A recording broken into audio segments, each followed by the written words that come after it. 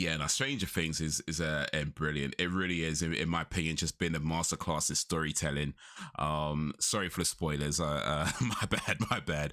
Um, but yeah, I'm talking. You know what? You know what it is. Like I said, you talk about something, you just kind of get into it, and especially when it's like, bro, Stranger Things, man. Like, I think this is one of the. I don't think it was the very. I don't want to say it's the very first Netflix series, but I believe it was one of their early series that they did when they started doing original content.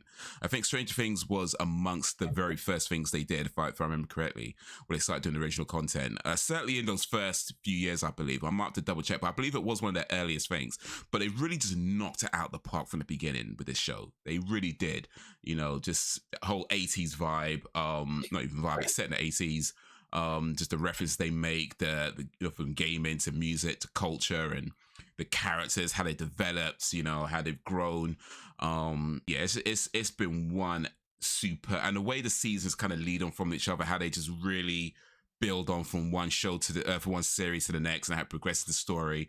And like I said, this last season with season 4 has just been phenomenal with how they've kind of gone back to let you know about certain things while introducing other things, continuing the story, but then let you know what it's all about. This big bad, that is Vecna.